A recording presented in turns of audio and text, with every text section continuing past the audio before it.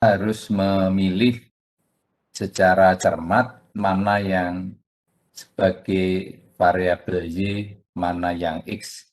Y itu variabel dependent, variabel respon, variabel outcome. Di dalam contoh ini, Y-nya adalah jantung koroner. Ya, tidak. Skalanya nominal, umur, ini variabel X. Skalanya rasio, satuannya adalah tahun. Karena Y itu variabel dependent, maka Y itu nilainya depend on independent variable X. Y itu tergantung pada X. Arah panahnya seperti ini. Logika kita adalah makin bertambahnya umur, resiko terkena jantung koroner itu semakin tinggi. Kalau Y-nya itu diukur dalam skala yang rasio, maka akan tampak di scatter plotnya pola hubungannya itu seperti apa. Karena Y-nya ini nominal, X-nya rasio, sehingga kalau dibikin scatter plot, itu belum begitu memberikan arahan kepada kita pola hubungannya itu seperti apa. Dalam scatter plot ini, scatter plot itu diagram pencar, Y-nya jantung koroner letaknya pada sumbu vertikal, X-nya itu sumbu horizontal. Ini belum tampak manfaat yang kita peroleh dari scatter plot ini. Padahal logika kita tadi mengatakan makin bertambahnya umur, resiko terkena penyakit jantung koroner makin tinggi.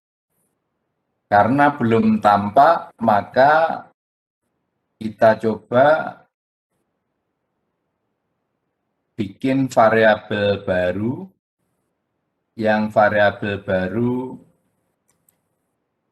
berupa kategori dari umur. Ini age group.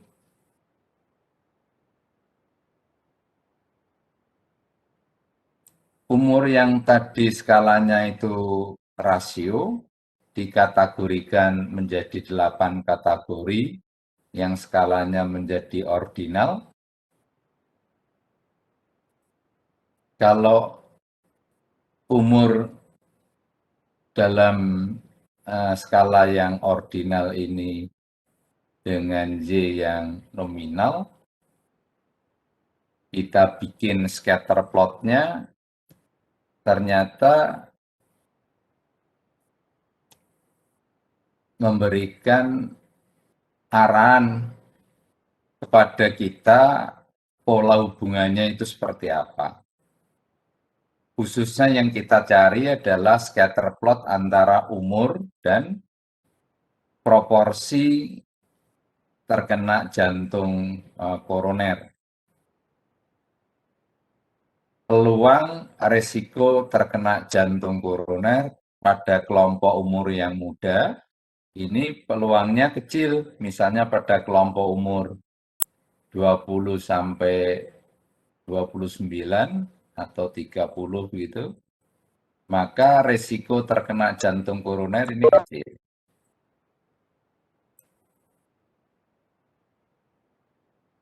Kelompok umur yang lain misalnya saja yang 40 sampai 50, ini kalau kita lihat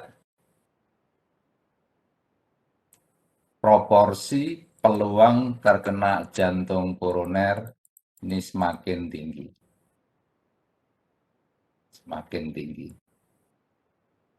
Begitu juga untuk kelompok umur yang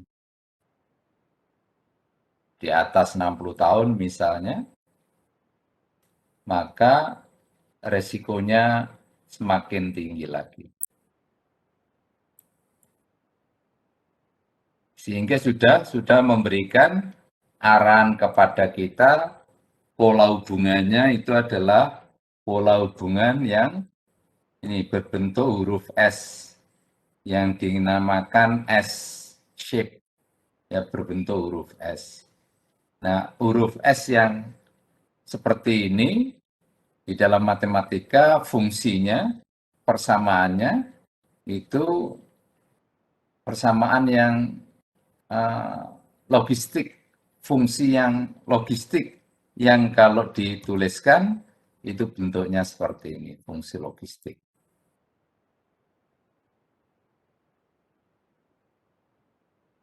Karena topik kita itu model regresi yang logistik, nanti modelnya ya mengikuti fungsi logistik ini.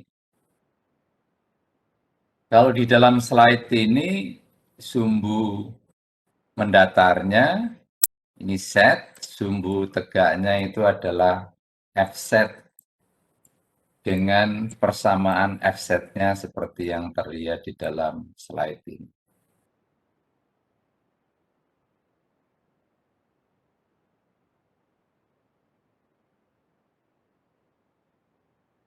Baik. Kemudian kalau setnya itu saya ganti dengan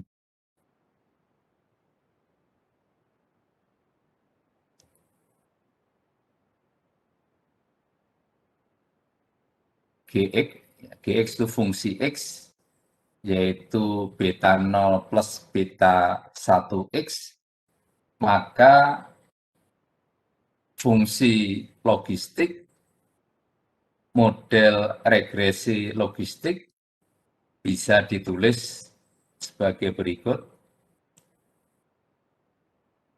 Beberapa buku menggunakan lambang V. V ini probabilitas Y sama dengan 1, probabilitas seseorang terkena jantung koroner.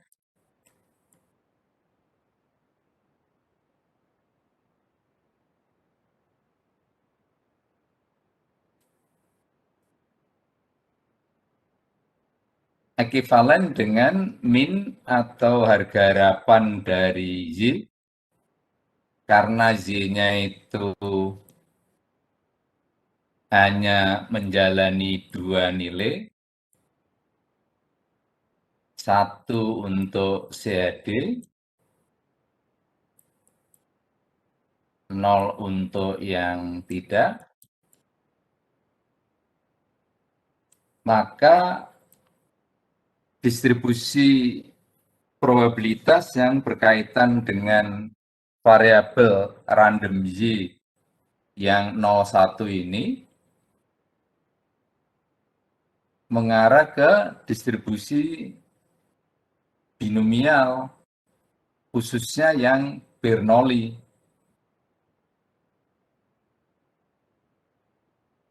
Ciri-ciri suatu variabel random, suatu eksperimen mengikuti distribusi binomial kan, yang pertama eksperimen dilakukan sebanyak N kali trial secara independen, tiap-tiap trial menghasilkan 2 hasil yang mungkin, sukses tidak sukses, 1, 0, lalu probabilitas sukses sama dengan P, probabilitas tidak sukses sama dengan Q, yaitu 1 min P.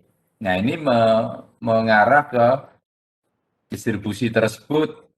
Nah, Bernoulli kan kejadian khusus dari binomial pada saat N-nya itu 1, sehingga Y ini itu mengikuti distribusi Bernoulli atau binomial dengan N-nya 1, P-nya itu dalam contoh ini adalah V.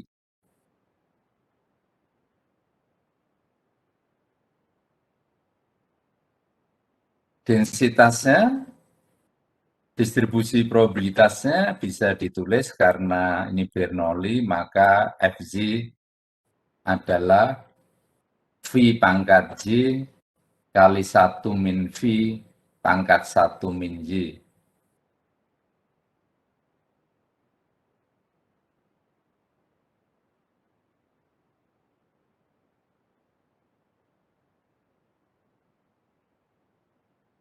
Nah, untuk mencari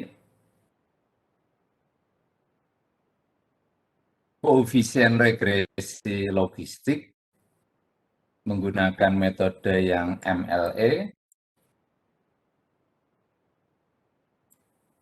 kita perlu mencari fungsi logistiknya, lalu L itu len dari Y, nanti Y-nya diganti dengan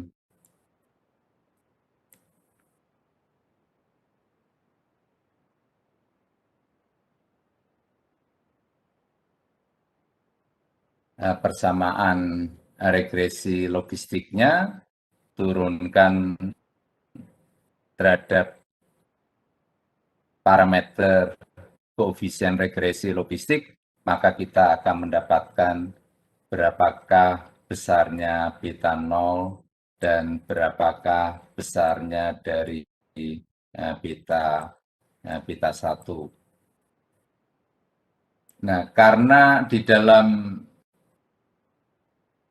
regresi logistik ini persamaannya itu tidak close form ya, sehingga penyelesaiannya untuk mendapatkan beta 0, beta 1 perlu metode iterasi untuk mendapatkannya, berbeda dengan regresi linier yang sederhana untuk mendapatkan penduga dari beta 0, yaitu B0, dan penduga dari beta 1 yaitu B1, ini bisa diperoleh secara eksplisit. Tetapi kalau dalam kasus ini kita tidak mendapatkan persamaan yang secara eksplisit itu bisa kita peroleh. Baik, yang ini nanti bisa dicoba ya seperti yang lalu saya utarakan ke Anda. Jadi Y-nya ini Bernoulli dengan V-nya itu adalah probabilitas Z sama dengan 1. Baik, nah dari dataset ini karena untuk mendapatkan penduga dari beta 0 dan beta 1 itu tidak bisa secara eksplisit kita peroleh, maka kita perlu bantuan paket program untuk menghematnya. Ya kalau Anda mau menggunakan membuat program sendiri dalam bentuk Excel atau dalam bentuk yang lain, monggo. Tapi kalau kita memanfaatkan paket program yang sudah ada, yakin saja paket programnya itu yang membuat orang-orang expert di bidangnya, maka kita bisa mendapatkan penduga dari koefisien regresinya adalah sebagai berikut. Ini saya gunakan paket program SPSS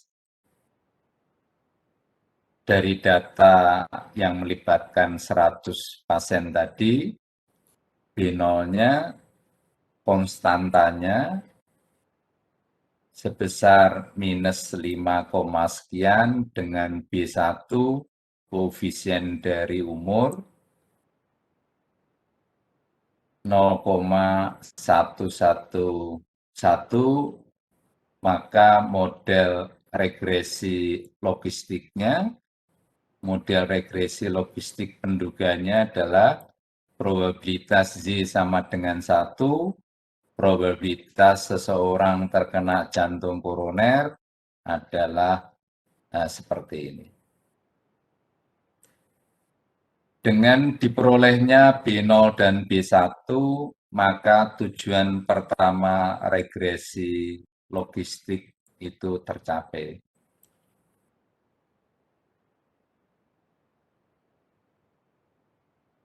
Kemudian tujuan yang kedua regresi logistik adalah dengan diperolehnya tujuan pertama regresi logistik, tujuan kedua adalah bisa digunakan untuk meramalkan. Jika ada seorang pasien umurnya 50 tahun, maka risiko akan terkena penyakit jantung koroner itu sebesar 0,560. Dari mana kita mendapatkan peluang ini, probabilitas ini, risiko sebesar ini, yaitu dengan mengganti umur ke dalam persamaan satu ini dengan 50. Maka peluangnya bisa kita peroleh.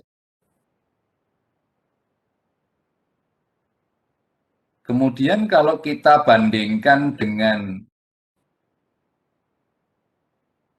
pasien lain yang umurnya lebih tua, yaitu 60 tahun, maka peluang probabilitas seorang pasien yang umurnya 60 tahun akan terkena penyakit jantung koroner sebesar 0,794. Dari mana dapatnya?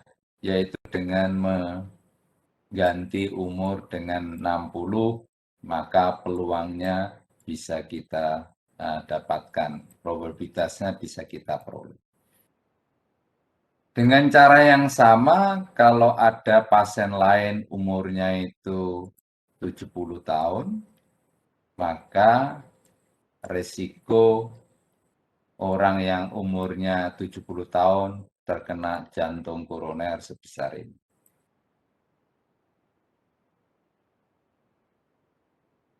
Logikanya kalau kita lihat ini, hasil ini, makin bertambahnya umur, risiko terkena jantung koroner semakin tinggi.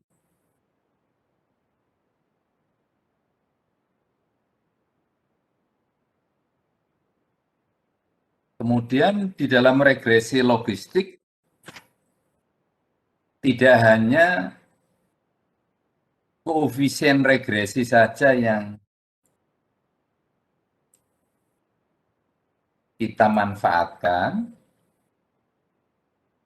kita juga bisa memanfaatkan yang kaitannya dengan koefisien regresi logistik, yaitu yang dinamakan dengan OR, odds ratio.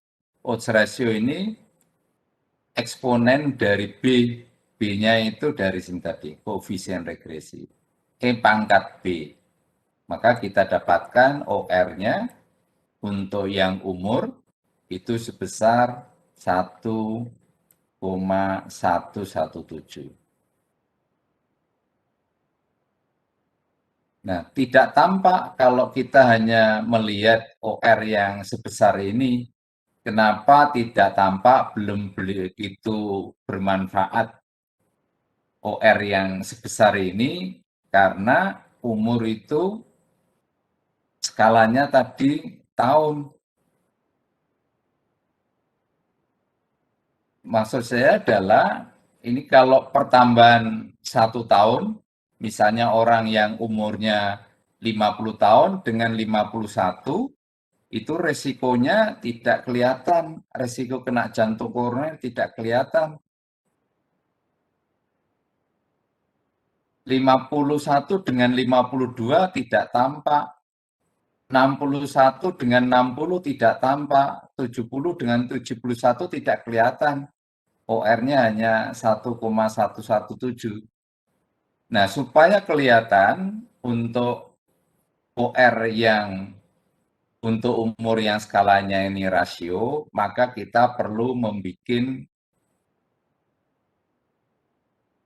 rasio dalam misalnya saja perubahan delta, perubahan per 10 tahunan misalnya, atau perubahan per 5 tahunan, tergantung pada substansinya. Nah, kalau per 10 tahun, per 10 tahun itu maksudnya 50 ke 60, 60 ke 70, 70 ke 80, maka akan tampak resikonya itu berapa besar. Misalnya saja kalau kita gunakan delta perubahan per 10 tahun, itu bagaimana cara mendapatkannya. Nah, cara mendapatkannya bisa Anda perhatikan yang slide ini OR yang continue, yang variabelnya tadi, variabel independennya itu skalanya rasio, agar kita bisa mendapatkan manfaat dari OR, maka OR-nya itu bisa dibikin dalam ini perubahan berapa besar. Ya, ini perubahannya delta. Maka OR-nya adalah E pangkat delta kali beta, penduga beta. Betanya kan sudah ada, deltanya tadi kita pilih misalnya 10, maka kita bisa menghitung OR-nya itu berapa besar. Nah, dalam contoh kita, dalam data set kita, kalau diambil delta ini 10 tahunan, maka OR itu eksponen dari 10 kali beta, betanya tadi ini.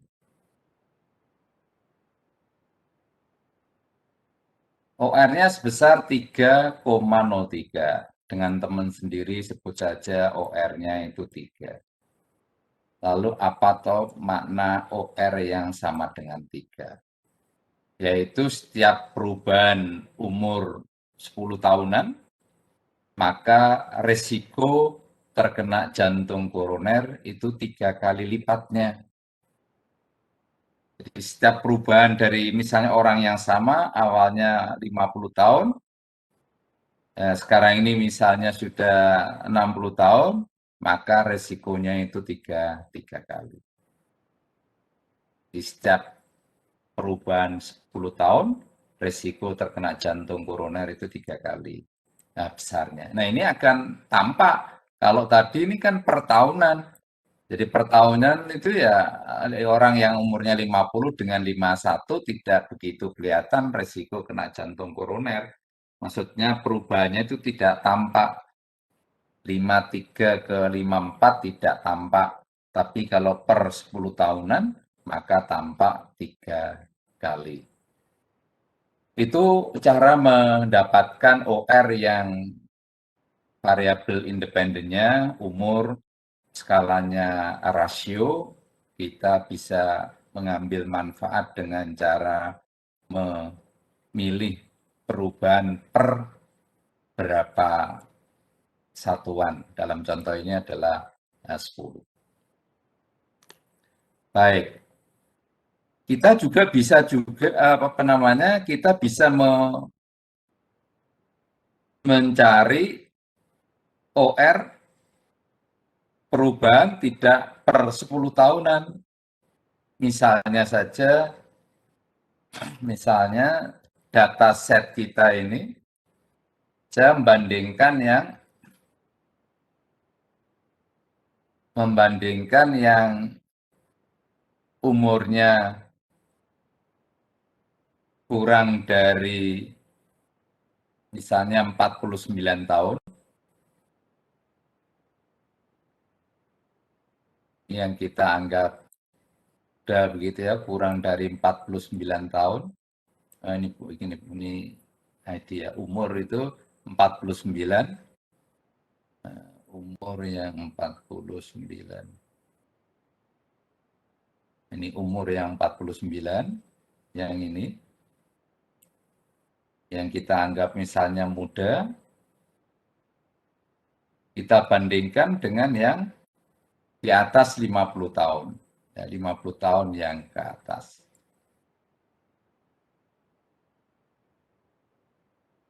Kalau mau dikategorikan menjadi 2 kategori. Maksudnya di dalam data set ini kita bisa menghitung resiko kalau orang umurnya di atas 50 tahun terkena jantung koroner itu berapa kali lipat dibandingkan yang umurnya kurang dari 49 tahun. Begitu juga kita bisa bikin kategorinya tidak hanya dua, misalnya ini hanya misal saja, saya bikin kategorinya lebih dari dua, misalnya yang pengkategoriannya sebut saja 44 tahun, ini ke bawah, kita anggap yang muda, lalu 45 tahun sampai sebut saja 54 tahun, ini yang setengah tua misalnya, lalu yang 55 tahun ke atas kita namakan yang tua. Ada 3 kategori. Maka kita bisa membandingkan umur yang 45 sampai 54, resiko kena jantung koroner itu berapa kali lipat dibandingkan yang umurnya di bawah 44 tahun. Juga kita bisa mencari resiko kalau orang umurnya di atas 55 tahun akan terkena penyakit jantung koroner itu berapa besar dibandingkan dengan umurnya yang kurang dari 44 tahun.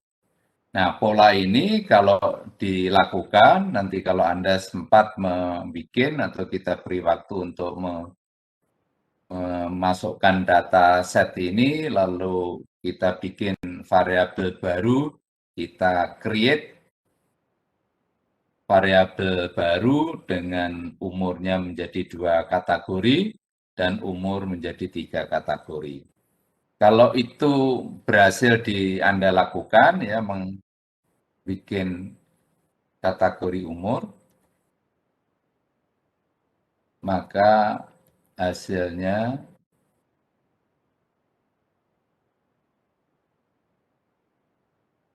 OR-nya adalah sebagai berikut. Nah, ini kalau kita kategorikan menjadi 2 kategori umur,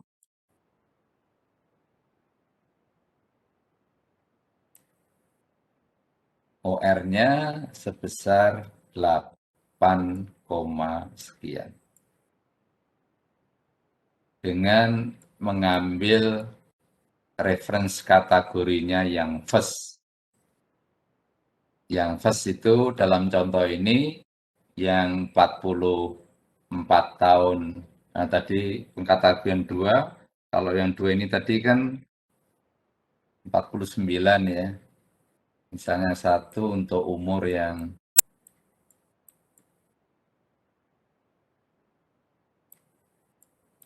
49 tahun. Yang kode 2 untuk yang umurnya itu lebih besar sama dengan 50 tahun. Maka kalau kita membuat seperti ini dengan mengambil reference kategorinya yang first, berarti ini kita bandingkan yang 50 terhadap yang muda ini, maka OR-nya sebesar 8. Itu maksudnya adalah resiko orang yang umurnya di atas 50 tahun akan terkena penyakit jantung koroner 8 kali lipat dibandingkan dengan orang yang umurnya di bawah 49 tahun. Dengan p-value-nya sebesar ini, batas bawah, batas atas intervalnya tidak melewati angka 1,0, itu konsisten dengan p-value yang nilainya rendah ini, kurang dari 0,05. Ini kalau dikategorikan menjadi dua kategori. Nah, bagaimana kalau kategorinya tadi ada 3, yaitu nanti Anda bisa menggunakan kategori umur yang beda ya. Misalnya saya menggunakan kode 1 untuk umur yang, kalau tidak salah saya menggunakan 44 tahun ke bawah. Nah, kode 2 untuk yang 45,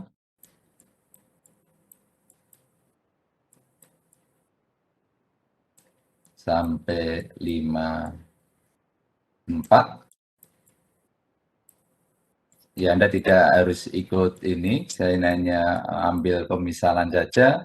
Lalu yang 3 adalah yang umurnya lebih besar atau sama dengan 55 tahun.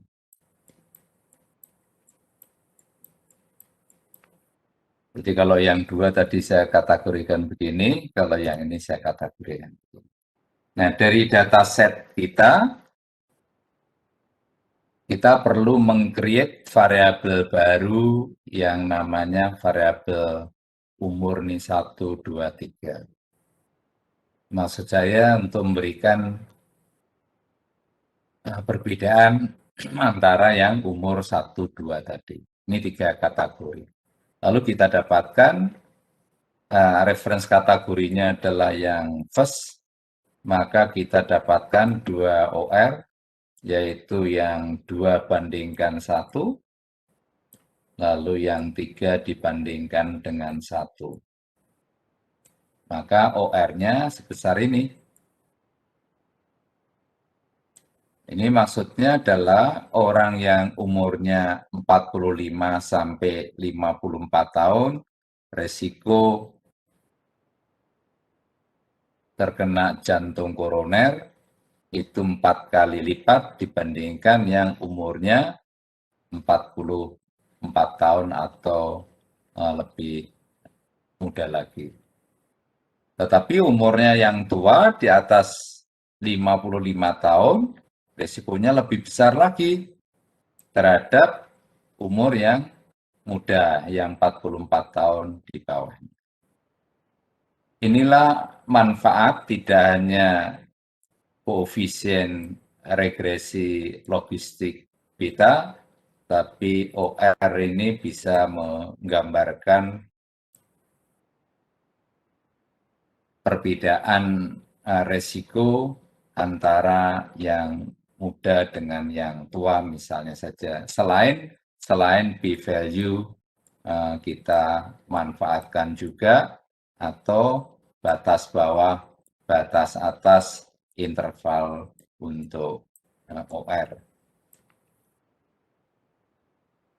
Baik, itu kalau kita mau memanfaatkan umur yang awalnya dalam satuan tahun, skala rasio, kalau dicari OR-nya itu tidak begitu kelihatan manfaatnya, tapi kalau umur itu kita kategorikan menjadi 2 kategori atau lebih, kelihatan manfaatnya.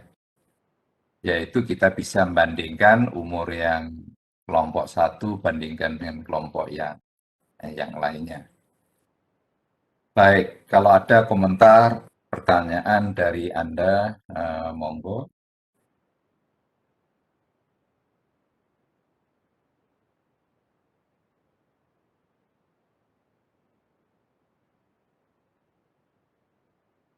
Saudara Caroline Dwija Novandini.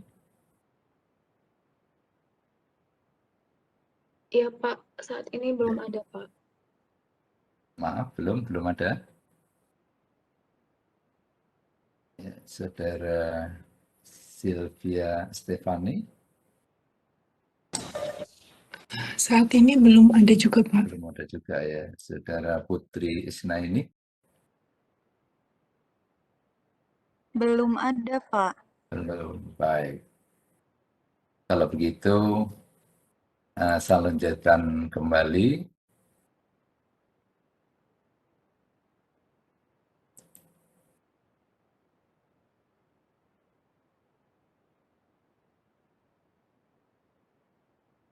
Baik, mudah-mudahan slide ini sudah tampak. Ini tadi kita baru memanfaatkan satu variabel independen X, umur. Memanfaatkan salah satu faktor risiko terkena jantung koroner itu umur. yang umurnya tadi rasio sehingga kita coba membuat dalam bentuk yang kategorikal. Nah, kalau sudah dalam bentuk kategorikal, apa yang kita lakukan dalam regresi logistik sederhana, ini ekivalen dengan menggunakan chi-square yang sudah kita pelajari beberapa waktu yang lalu. Jadi bisa menggunakan chi-square test, ini sama atau mirip dengan regresi yang logistik sederhana. Khususnya untuk umur yang dikategorikan menjadi 2 kategori atau 3 kategori, maka chi-square test bisa dimanfaatkan atau menggunakan regresi logistik yang sederhana. Ini sama saja.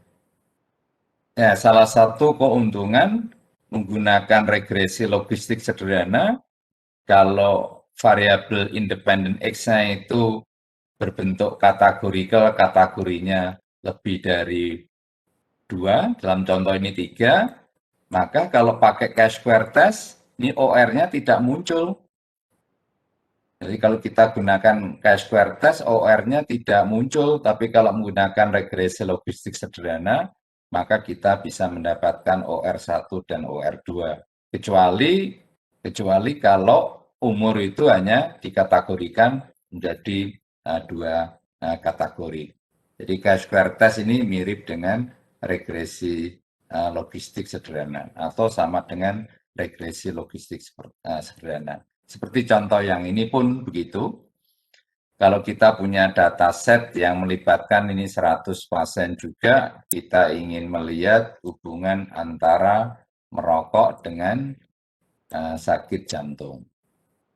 Kalau tadi umur sebagai faktor risiko terhadap sakit jantung, ini faktor risiko lainnya selain umur adalah status merokok dari subjek penelitian. Nah, ini baru kita manfaatkan regresi logistik yang sederhana atau chi-square test yang melibatkan baru 2 variabel masing-masing. Kalau tadi umur dengan jantung koroner, ini merokok dengan penyakit jantung atau yang jantung koroner. Analisis bivariabel, ya chi-square test atau menggunakan regresi logistik yang sederhana. Baik, kalau ini kita coba menggunakan chi-square test, analisis yang bivariabel, maka kita dapatkan output dari chi-square test adalah seperti yang kita lihat di sini, yaitu di samping kita dapatkan chi-square hitungnya, persen chi-square hitung, kita dapatkan juga p-value-nya, lalu kita juga bisa mendapatkan OR, dan batas bawah, batas atas untuk yang OR. Ini kan sama dengan regresi logistik yang sederhana, cuma kalau regresi logistik sederhana tentu saja nilai chi-square test-nya kan tidak dimunculkan ya di namanya, tapi diganti dengan yang lain. Ya kalau ini pakai chi-square seperti ini. Nah kalau data tadi, data ini kita coba kerjakan, kita coba jalankan pakai regresi logistik yang sederhana, maka outputnya seperti ini. Di samping kita dapatkan B tadi, lalu kita juga bisa mendapatkan OR-nya. Ini OR-nya dapat, yaitu sebesar 3, sekian. Ini OR. Nah, kalau menggunakan chi-square test tadi, OR-nya sebesar, ini kan 3,289. Kalau pakai regresi logistik, ini pun sama, 3,289. Ini kita dapatkan OR-nya yang sama, nah, p-value-nya 0,005 kurang dari 0,05. Kalau di hasil chi-square test, p-value-nya juga kecil, yaitu 0,004 yang ekivalen ya, kurang dari 0,05. Begitu juga kalau persen chi-square-nya 8, sekian, maka uji statistik di dalam di dalam regresi logistik ujinya dinamakan Wald test. Wald test yang hasilnya sekian, yang tidak jauh berbeda dengan chi-square test yang 8,127 ini chi-square. Kalau ini pun tadi berapa maaf, 8,127, kalau ini 7,871.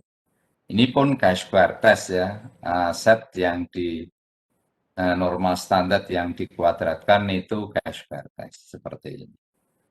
Jadi itu yang tadi saya namakan ekivalen antara analisis pakai chi-square test dengan menggunakan regresi logistik yang sederhana untuk kategori dari faktor risiko yang hanya 2 kategori.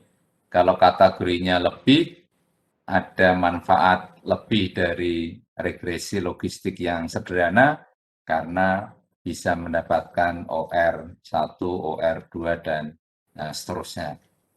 Baik. Nah, Wald test tadi, yang tadi saya namakan Wald test, yaitu ya chi-square test. Ini chi-square test yang formulanya itu koefisien regresi logistik dibagi dengan standar errornya. Ini sebetulnya yang set, ya normal standar yang dikuadratkan itu adalah chi-square test. Baik. Kemudian di dalam output regresi logistik pun kita punya namanya uji rasio likelihood, yang itu mirip dengan di dalam regresi linier, kan ada tabel yang headingnya ANOVA, ada tabel yang headingnya itu koefisien. Rasio likelihood, uji rasio likelihood itu ya sama dengan chi-square test juga. Ya, cuma formulanya di sini adalah G itu -2 ln atau ln dari likelihood model awal dibagi dengan likelihood model yang akhir. Nah, di dalam data set tadi, kalau kita tampilkan output lengkapnya, maka kita dapatkan yang seperti ini. Ini output dari regresi logistik yang sederhana.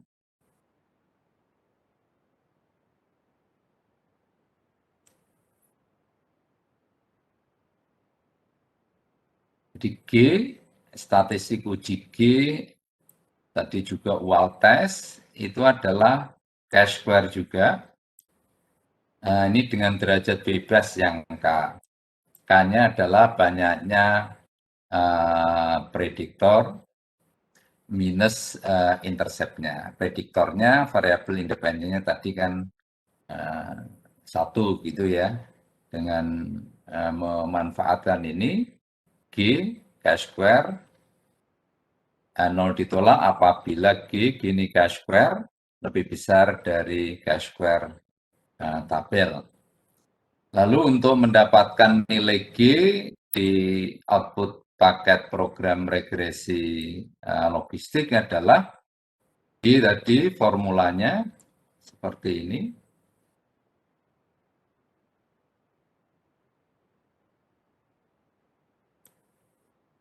Yaitu -2 log likelihood awal. Dalam contoh ini adalah -2 log likelihood awal,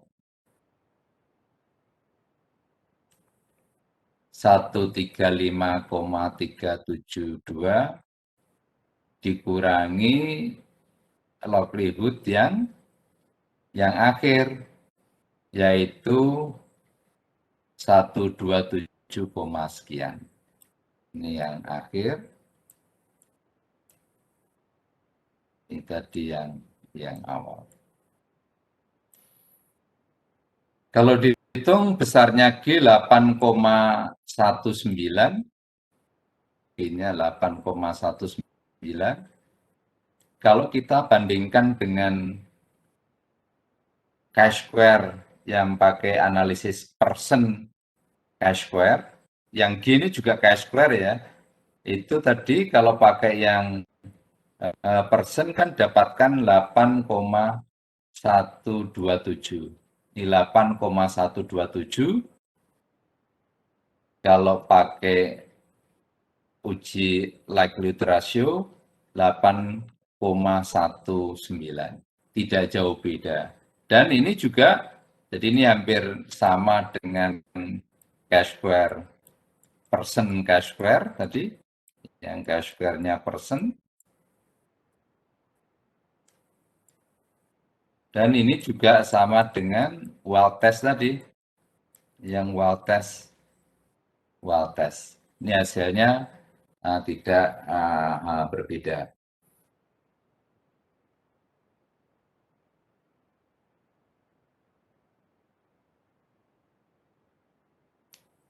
Nah, sekarang tiba saatnya kita belajar regresi logistik yang berganda.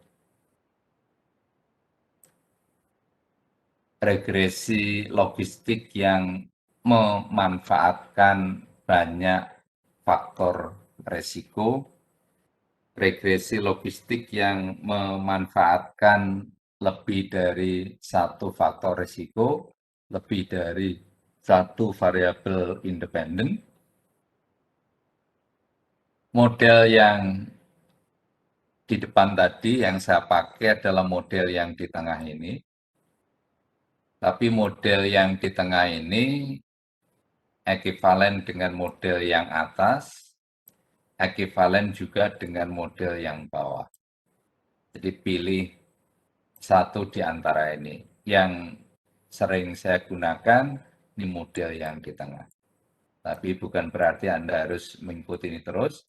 Kalau mau pakai model yang di bawah, yang ini mirip dengan model regresi linear berganda.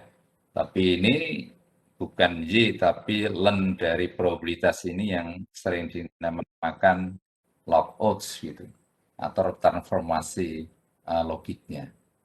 Yang ini berupa fungsi yang linear, maka dinamakan model ini adalah regresi seperti regresi linear berganda logik.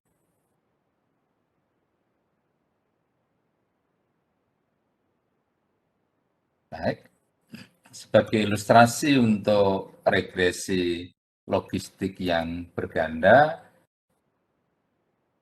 kita manfaatkan dataset yang diambil dari artikel yang dipublish di medical journal. Tujuannya ingin mengetahui,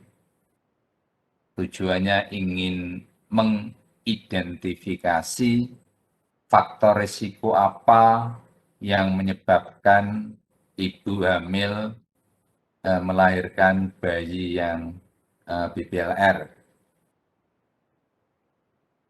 Nah, tentu saja banyak faktor risiko yang menyebabkan ibu hamil melahirkan bayi yang BBLR.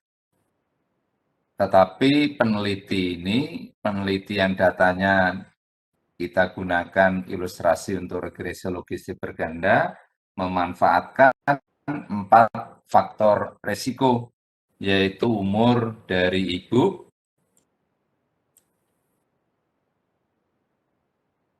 logikanya kalau ibu hamil umurnya lebih besar dari 35 tahun, risiko terkena jantung koroner makin tinggi. Jadi yang di atas 35 tahun umurnya pada saat hamil, maka risiko terkena jantung koroner semakin tinggi. Yang kedua adalah asupan gizi ibu hamil. Kalau ibu hamil kok asupan gizinya tidak seimbang, buruk misalnya, maka risiko terkena jantung koroner makin tinggi. Hanya saja di dalam dataset ini, asupan gizi diganti dengan berat ibu pada akhir periode menstruasi. Digunakan untuk mendeteksi bahwa pada saat hamil itu janin yang dikandungnya kualitasnya baik atau tidak. Yang ketiga adalah ras dari ibu yang ikut penelitian ini, karena penelitiannya di sana, rasnya itu dikategorikan menjadi 3 kategori, yaitu white, black, atau yang Andes. Yang menurut peneliti ini, itu mempunyai resiko melahirkan bayi BBLR yang berbeda-beda.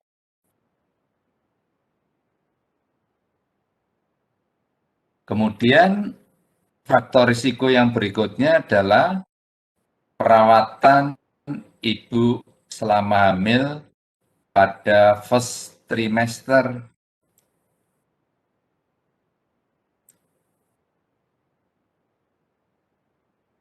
Harusnya ibu yang hamil pada kelompok umur kurang dari 3 bulan, paling tidak 1 kali kontrol ke dokter spesialis kandungan. Nah, kalau usia hamil, maksudnya usia kehamilannya masuk kelompok yang pertama, 3 bulan pertama kok jarang kontrol ke dokter spesialis kandungan, maka kalau tidak kontrol sama sekali, harusnya kontrolnya tadi kan 1 kali ya, minimumnya 1 kali, kalau tidak kontrol ya resikonya akan melahirkan bayi yang BBLR lebih tinggi.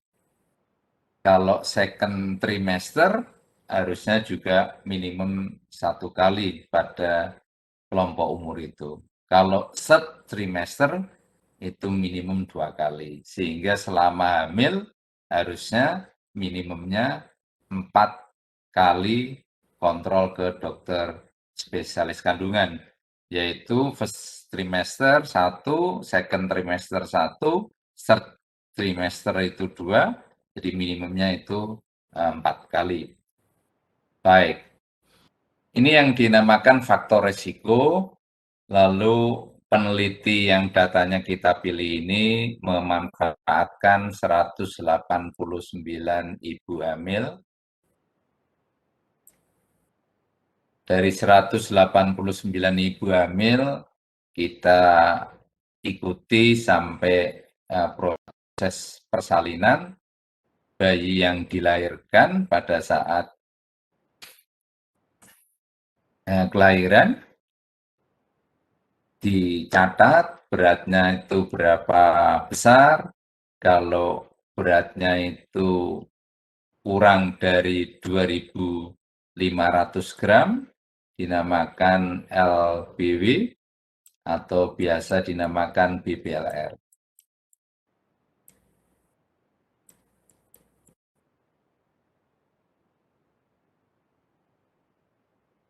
Ternyata dari 189 itu yang melahirkan bayi yang BBLR sebanyak 59, yang melahirkan bayi dengan berat yang normal sebanyak 130.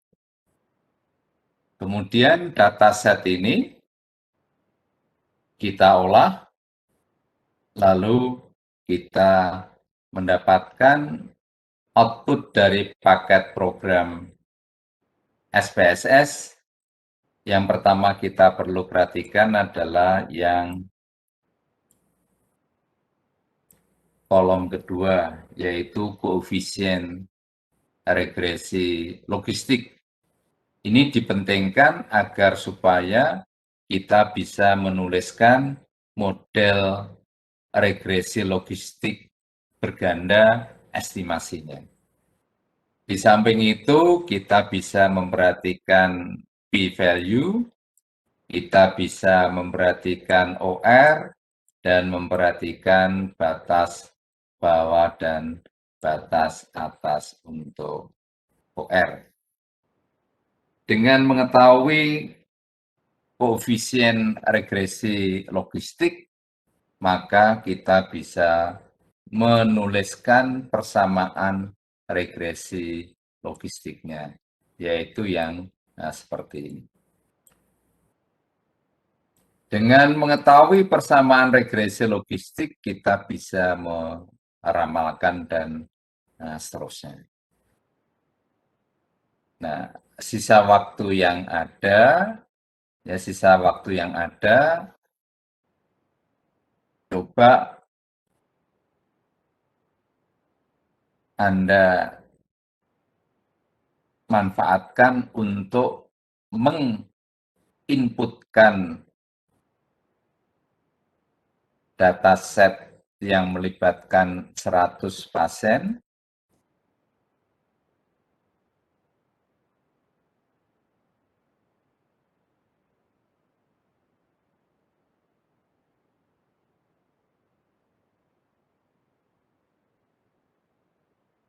menginputkan data ini, entah itu Anda menginputkannya pakai Excel, silakan, boleh, nanti bisa dibaca oleh SPSS atau menggunakan Minitab, atau menggunakan Stata, atau menggunakan SAS, atau menggunakan R.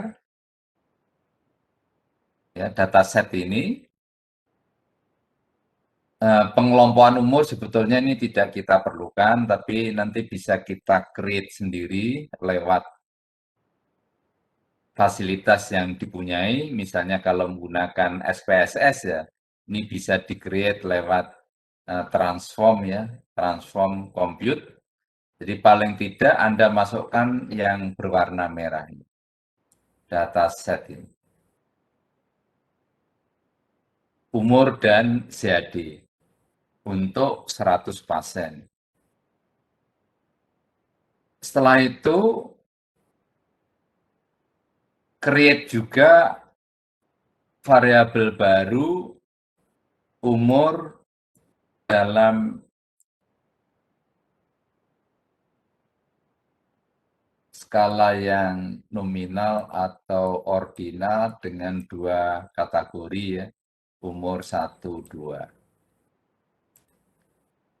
Yang pengkategoriannya tadi sudah saya sebutkan, yaitu yang 1 49 ke bawah, yang 2 itu 50 tahun ke atas. Ini variabel yang ketiga. Kemudian juga menggunakan fasilitas yang dipunyai oleh SPSS misalnya, kita bikin variabel baru umur dalam kategori 1, 2, 3. Yaitu kategori 1, kalau pasien umurnya 44 tahun ke bawah, kategori 2, 45 sampai 54, kategori 3, 55 ke atas. Nah, dengan mempunyai variabel baru ini, kita bisa menjalankan regresi logistik sederhana dengan faktor risikonya umur, ada yang skalanya rasio, ada yang skalanya ordinal dengan 2 kategori, dan ada ordinal yang 3 kategori. Lalu hasilnya setelah nanti Anda dapatkan, coba dibandingkan dengan yang tadi saya sebutkan ke Anda. Nah, yang ini tugas ini nanti silakan di submit ya lewat Simaster ya dalam waktu yang tidak terlalu lama. Saya belum menuliskan di tugasnya, nanti akan saya coba tuliskan tugasnya pada hari inilah begitu ya, sehingga Anda bisa masukkan. Ini sebagai latihan, sebagai persiapan untuk ujian akhir semester. Kalau ujian akhir semesternya kita menggunakan take home exam, maka Anda bisa mulai dari sekarang mencari dataset yang misalnya mirip dengan ini. Ini tadi kan kita punya dataset yang melibatkan 100, lalu ada beberapa variabel yang kita create, umur dua kelompok dan 3 kelompok, lalu kita bisa mulai mencoba mengolahnya, misalnya latihan mengolah dataset yang seperti ini. Begitu juga kalau nanti hari ini Anda atau jam yang kita punya itu masih memungkinkan, maka kita bisa menggunakan regresi logistik yang berganda. Nah, datanya monggo saja, mungkin Anda bisa mendownload data set ini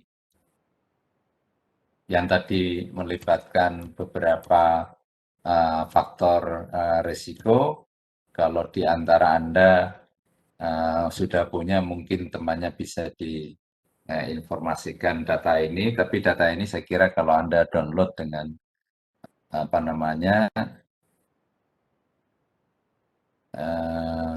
dengan keywordnya misalnya low birth weight, regresi logistik, mungkin akan mendapatkan data set ini juga. Lalu silakan diolah menggunakan paket program misalnya SPSS, menggunakan regresi logistik yang berganda, maka outputnya seperti yang kita punya ini. Yang ini belum kita tuntaskan. Baik, saya kira itu yang bisa kita sampaikan untuk pertemuan kali ini. Kalau ada pertanyaan, komentar, silakan saja. Permisi Bapak.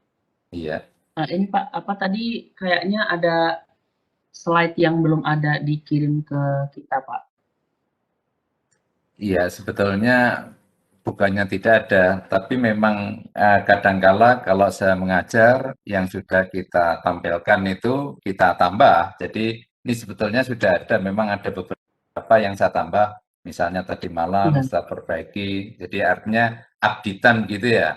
Seperti yang ini kan tadi updatean. Jadi supaya, nah ini kan updatean. Ya saya tambahkan gitu. Nah, saya tambahkan sendiri sehingga Anda kalau ikut kuliah ini kan ada tambahnya ini. Jadi ini memang tambahan. Jadi biasanya tadi malam saya coba lihat kembali materi yang ada, apakah ada yang perlu kita hilangkan, apakah ada yang kita perlu sisipkan gitu. Jadi ini dasarnya adalah PowerPoint yang sudah kita kirimkan, cuma memang ada beberapa tambahan supaya apa namanya, tidak selalu itu harus sama. Oh ini kok kelihatannya perlu saya tambahkan, sehingga saya tambahkan begitu. Maksudnya begitu ya, bukan secara utuh itu tidak ada. Yang ini kan semuanya ada, hanya ada beberapa slide yang memang ini sengaja saya tambahkan gitu. Biasanya itu tadi, oh ini kelihatannya kok penting, saya tambah begitu. Mungkin ini kok tidak, bisa saya kurangi. Begitu. Baik Pak. Iya. Terima kasih Bapak. Ya, sama-sama. Yang lain lagi? Pak, izin bertanya terkait tugasnya, Pak. Iya.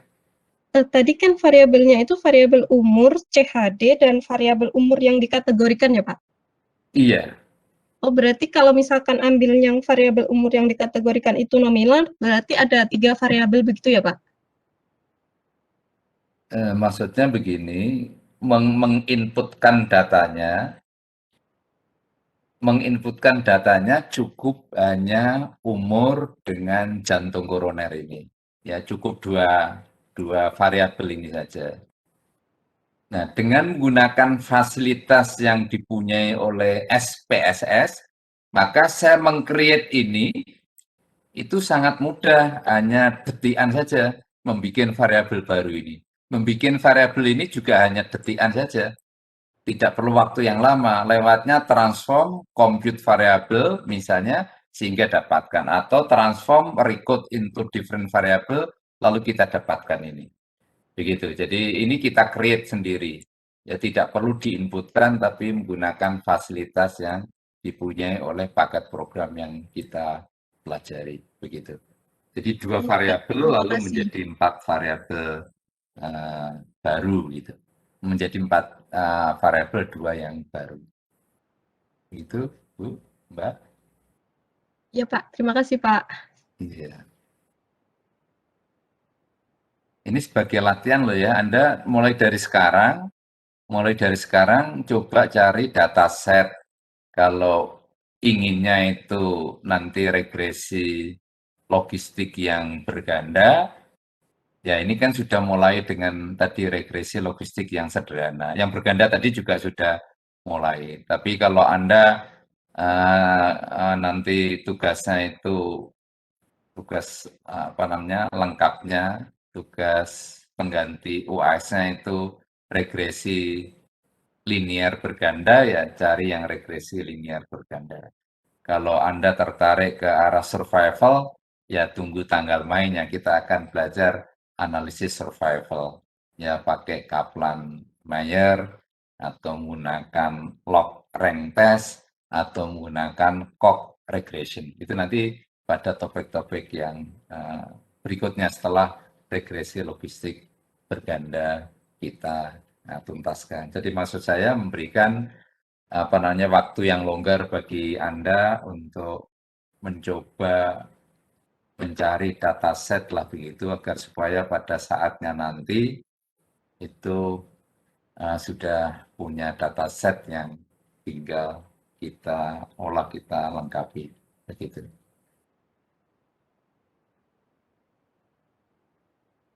Yang lain lagi. Jadi ini diolah itu nanti hasilnya seperti ini. Maka tadi itu kalau nanti tugasnya itu Anda akan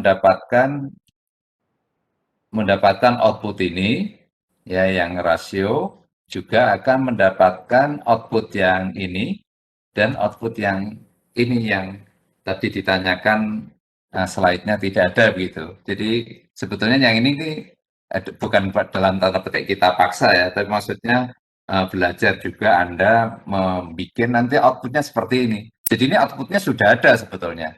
Cuma saya minta Anda untuk mencoba belajar menggunakan paket program sehingga mendapatkan outputnya yang begini nanti. Yang Anda kumpulkan, nanti kan yang 3 kategori seperti ini, yang 2 kategori seperti ini, yang rasio seperti ini. Begitu. Jadi begitu. Yang lain?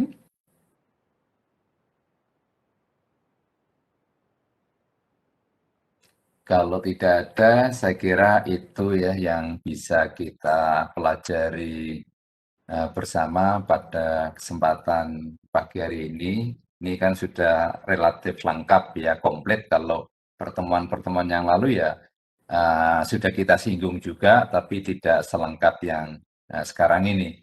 Kalau ini kan sudah relatif lengkap, ada variabel independen yang skalanya rasio, ada variabel independen yang kategorikal, kategorinya 2, ada variabel independen yang kategorinya 3. Nah, 3, 4, 5 seterusnya itu sama saja dengan yang 3, sehingga kalau 3 Anda paham, maka yang 4, 5, 6 itu pun akan mudah-mudahan paham juga.